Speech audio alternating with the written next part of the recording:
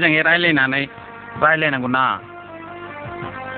आं नोंखौ खथ' मोजां मोनो जि खस्थ' खालामबोबाय एथ' गोसो थोबोबाय आंनि गोसोथोनाया एसेल' गोथौ नामा आं नोंखौ ओंखामखौ बायदि मोजां मोनो सना अनजालि नों माने हठात माने गोसोथोनायखौ मानो बदलायनो नागिरनांगौ जाखो नोंलाय आङो नोंनि जुनैनो मटर साइकेल बायबाय आरो हाबो बायबाय आरो खालमासि माबाखौ मटर गिदिरखौ साखा खब्रैखौ बायनो नागिरबावदो खुलुमबाय लोगोफोर जोंनि बर' लाइमोन चेनेलखौ नायगिरि नोंथांमोननिसिम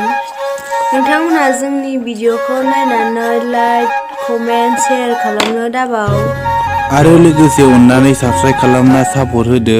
लोगोसे सेराव थानाय अल नटिफिकेशनावबो क्लिक खालामना लादो जाहाथे जोंनि गोदान भिडिअखौ नोंथांमोना बयनिबो सिगांग्रो नुनो मोनो खुलुमबाय।